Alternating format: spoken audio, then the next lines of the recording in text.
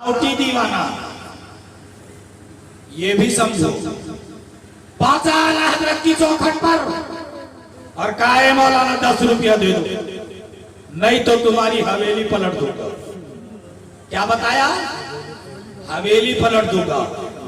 आला हजरत ने गौर से देखा तो वो खाली शासा, कुछ नहीं था। आला हजरत ने कहा मांगना है तो ऐसे ही मांग ले, मकान पलटने की बात क्यों करता है?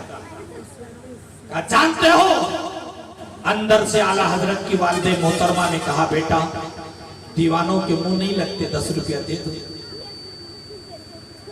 अब 110 साल पहले 10 रुपया जिसने मांगा, अजीब मसला है। और देने के लिए मां ने कहा तो क्या आला हजरत गरीब थे? आला हजरत फाजले बरेलवी अलैहि रहमत और रिदवान के वालिदे बुजुर्गवार नहीं, उनके दादा जान 200 साल पहले 13 गांव के जमींदार थे। अब 200 साल पहले 13 गांव कितनी दूर में रहा होगा? तारीखों में है कि बरेली शरीफ से रामपुर तक 35 किलोमीटर की जमीन है और ज्यादा। ये पूरी आला हजरत के दादा जान की जमींदारी थी। है आला हजरत के सामने वो बहुत बढ़ गया। आला हजरत मना करते रहे। अचानक सरकार मुफ्ती आज़म हिंद रहमा छत पे खेल रहे थे, नीचे आ गया। आपकी वालिदे मोहतरमा ने कहा बेटा देख, लड़का नीचे गिर गया, कामी ये भी तो देखो कि इसे कुछ नहीं हुआ। बात पड़ गई। आला हजरत ने कहा तू मकान पलटने की बात बात में कर। अहमद रजा की जूतियां रखी हैं, उठा के दिखा दे। अहमद रजा तुझे बहुत दे देगा। आ गया जलाल में और कहा कैसे कह दिया। झुका और आला हजरत की जो जूती को पकड़ा तो ख्वाजा साहब का बिठाया हुआ झुक गया। जैसे ख्वाजा साहब ने ऊंटों को बिठा दिया तो उठे नहीं थे, हिलाता रहा जूतियों को। चपक गई जूतियां जमीन पर, नहीं छोड़ा पाया। कहा मौलाना तुमने जरूर कोई जादू कर दिया, सोचने की जरूरत है। तो ऐसे दीवाने की बात नहीं की जाती, हम ऐसे दीवाने की बात कर रहे हैं जिस दीवानगी में नाम हजरत शम्स तबरेज का है, जिसमें हजरत मंसूर का है। जानते हो मौलाना रूम लिखते हैं कि मौलवी हरगिज नशुद मौलाए रूम ता गुलामे शम्स तबरेज नशुद। अब कोई शम्स तबरेज थोड़ी हो जाए। हजरत शम्स तबरेज की गुलामी में आने से कबल हजरत रूम शाह रहमान की जिंदगी का जो जाविया था वो अलग था। अचानक एक दिन पहुंचे, सलाम दुआ हुआ, मसनवी शरीफ लिख रहे थे। 6 साल का अरसा हो गया। हजरत शम्स तबरेज ने पूछा बेटा ये क्या कर रहे हो? कहा ये वो चीज है जो तुम नहीं जान सकते। समझे दीवाने आदमी है, ये फारसी में लिखी हुई मसनवी शरीफ है, इसको ये क्या समझेंगे? बुजुर्गों की आदत के मुताबिक आपने उनको बिठाया, बिठाकर घर के अंदर गए और अंदर जाने के बाद पानी लेकर के आए। आपके घर के सहन में एक तालाब था मछलियों का। हजरत शम्स तबरेज ने उनकी उस किताब को उठाया, उसे पानी में फेंक दिया। जब वापस आए तो जो टेबल या मेज जो भी मौजूद था उस पे किताब न दिखी। हजरत शम्स तबरेज को पानी दिया, पिए और चारों चार आप जल्दी जल्दी किताब ढूंढने लगे। जब ना मिली परेशान हो गए तो हजरत शम्स तबरेज ने कहा बेटा क्या हुआ? कहा हुजूर यहाँ जो किताब रखी थी वो क्या हुई? अरे कहा बेटा उसको हमने तो पानी में फेंक दिया। का अफसोस 6 साल की मेहनत मेरी रायगा हो गई। 6 साल से इसे किताब को लिख रहा था, ये क्या गजब किया आपने? हजरत शम्स तबरेज ने कहा इतनी जरूरी थी वो किताब? का हुजूर बिल्कुल बहुत जरूरी थी। का तो घबराने की क्या जरूरत है, आओ। आए, खड़े हो गए तालाब के किनारे और कहा ए मछलियों, मौलाना रूम की किताब वापस कर दो। क्या कहा? ए मछलियों, मौलाना रूम की किताब वापस कर दो। वो मछलियां चारों तरफ से मुंह लगा के किताब को बाहर ले आई और इतनी साफ हो गई वो कि जैसे वर्क अभी बनाया गया, हुरूफ बिगड़े नहीं। मौलाना रूम ने पूछा था हजरत शम्स से कि हुजूर ये कौन सा इल्म है कि किताब पानी में फेंक दी और उसके बाद में इसको तो गल जाना चाहिए, गलने के बजाय ये साफ हो गई। 6 साल से बरक पलट पलट के जो मैल लगी थी वो भी खत्म हो गया और लिखा हुआ और साफ हो गया, मामला क्या है? हजरत रूमसा ने से मौलाना हजरत रूमसा से मौलाना रूम से हजरत शम्स तबरेज ने कहा, नीचे अस्कुतु नबी दानी, ये वो चीज है जो तू नहीं जानता है। और कह करके चले गए। अब ये दीवानगी बढ़ जाती है, मौलाना रूम को तलाश में लग जाते हैं। बाहर कैफ तो ये दीवानगी यूं ही नहीं बढ़ी, बात बढ़ती रही। इसी तरीके से हजरत मंसूर हल्लाज का वाकया है कि हजरत मंसूर हल्लाज ने अनल हक का नारा लगाया। तो कब लगाया? एक रिवायत में है कि मंसूर की बहन का नाम अनल था, मंसूर की बहन का नाम अनल था और वो रोजाना रात में जिन्नातों की महफिल में जाती थी और सीढ़ी तकसीम करती थी। लोगों ने वावेला कर दिया, मंसूर तुम बुजुर्गी का ऐलान करते हो और तुम्हारी बहन तो रातों रात गायब रहती है।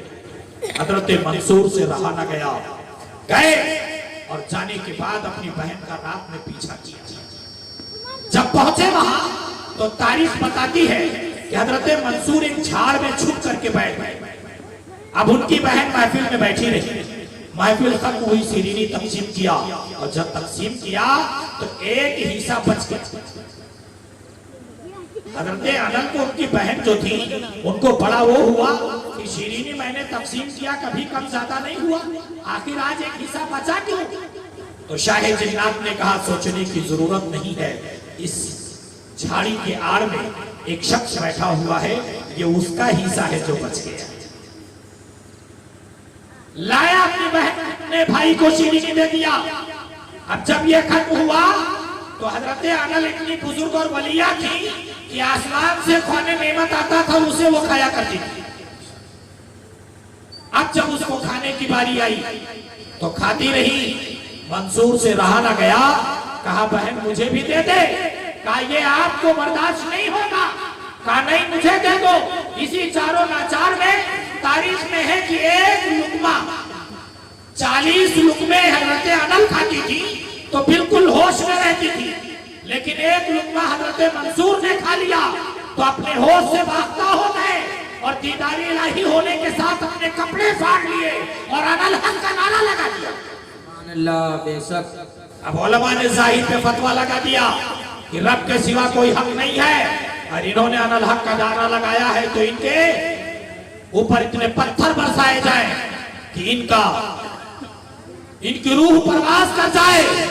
बादशाह वक्त और उलमा ने जब इस चीज का ऐलान कर दिया तो तारीख बताती है कि उसी दौर में हजरत बायजीद बुस्तामी भी। अब क्या करते? बायजीद बुस्तामी अपनी जगह खामोश है, सारे लोग पहुंचे। हजरत मंसूर बिन हल्लाज को तख्ते दार पे लटका दिया गया। लोगों ने पत्थर बरसाना शुरू किया, बदन के गोश्त फट रहे हैं, खून गिर रहा है और आप अनल हक के नारे लगाते जा रहे हैं।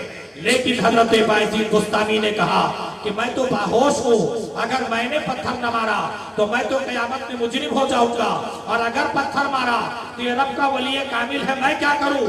अपने घर से निकले, एक गुलाब का फूल लिया, आए और कहा इसी को मार देता हूँ, शरीयत का हक भी अदा हो जाएगा, तो अदब भी कायम रह जाएगा। पहुंचे उसी मजमे के दरमियान और पहुंचने के बाद में हजरत मंसूर के उस टके हुए लाश पर, जिसमें अभी थोड़ी जांच बाकी थी, जहां लोग पत्थर बरसा रहे थे, गोश्त फट रहा था, खून बह रहा था, कोई वावेला न था। लेकिन जब अल्लाह के एक नेक बंदे वक्त के वली कामिल हजरत बायजीद बुस्तामी ने अपने हाथ में गुलाब के फूल को लेकर के मारा तो हजरत मंसूर बिन हल्लाज के आंखों से आंसू रवा हो गए। आपने पूछा था कि आखिर वजह क्या है जो तुमने इस मामले को पेश किया है, इसकी क्या वजह है, आखिर तुम्हें रोने की जरूरत क्या है? लोगों ने पत्थर बरसाए। हजरत मंसूर बिन हल्लाज ने कहा था कि बायजीद, इनको नहीं पता है कि मंसूर क्या है, लेकिन तुमको पता था। हजरत बायजीद ने कहा उस पता के साथ में मैं बाहोश था, इसलिए शरीयत का मैं अमल कर रहा था और आपका अदब भी कर रहा था। नारे तकबीर, नारे तकबीर, नारे रिसालत, नारे रिसालत, मसलके आला हजरत जिंदाबाद, मसलके आला हजरत जिंदाबाद, उर्से मुक़द्दस जिंदाबाद, उर्से मुक़द्दस, जिंदाबाद, नारे तकबीर, अल्लाहु अकबर, नारे रिसालत। सुभान तो ये सोचने की जरूरत है। और आज तो दौलत की लालच में आकर के लोग बदल जाते हैं और अपनी जान फंसती है तो मसलों को भी सस्ता करने की कोशिश करते हैं। आइए देखिए, वक्त के वली कामिल और एक मजहब के इमाम हजरत इमाम अहमद बिन हंबल रहमतुल्लाह अलैह,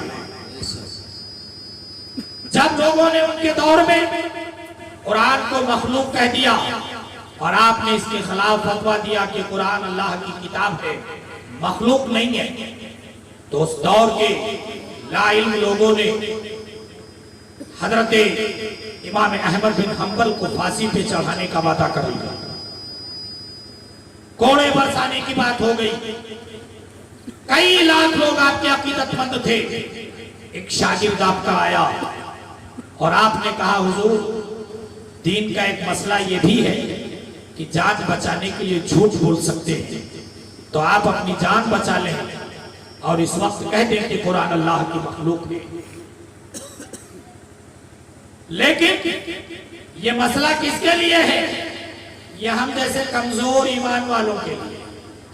अल्लाह के बंदे कुछ मसाइल से बिल्कुल वो रहते हैं बरगस्ता, इसीलिए ज्यादातर मुहद्दिसीन शाफई हैं, ज्यादातर मुहद्दिसीन शाफईउल मज़हब हैं, जो कि इमाम शाफई के मजहब में सख्ती ज्यादा है। पूछा लोगों ने तो कहा हमें जब रब के मामलात पे भेजे हुए उसके महबूब की बातों पे अमल पैरा रहना है तो हमें उस मजहब पे अमल करना चाहिए जिसमें सख्ती ज्यादा हो। खैर, इमाम अहमद बिन हंबल को शागिर्द ने कह के चले आए। इमाम अहमद बिन हंबल ने अपने शागिर्द से एक जुमला कहा था कि देख बेटे, अगर आज मैंने इस मसले के तहत एक बात बोल दिया तो मेरी जान तो बच जाएगी, लेकिन कयामत तक करोड़ों मुसलमानों का ईमान नहीं बचेगा। लिहाजा एक अहमद बिन हंबल की जान अगर जाती है तो चली जाए। अल्लाह का कलाम कलाम है, ये मखलूक नहीं है तो नहीं। ये अल्लाह के बंदे ही कर सकते हैं। इसी तरीके से हिंदुस्तान की सरजमीन पे कांग्रेस की सरकार ने 1984 के पहले वीजा लगा दिया था। मुसलमानों की नस्ल कशी और इस्लाम को बंद करने की बहुत साजिशें रची गई। तो बहुत बड़े बड़े अल्लामा थे, खानकाहें की, बड़े बड़े बुजुर्ग थे, लेकिन हकीकत में बुजुर्ग वो कहलाता है जो जब दीन पे बात आ जाए तो अपना सब कुछ कुर्बान कर दे लेकिन दीन को बचा दे। आला हजरत के फर्जंदे अर्जमान सरकार मुफ्ती आज़म हिंद रहमान ने एक फतवा लिखाया। लिखने वाले का नाम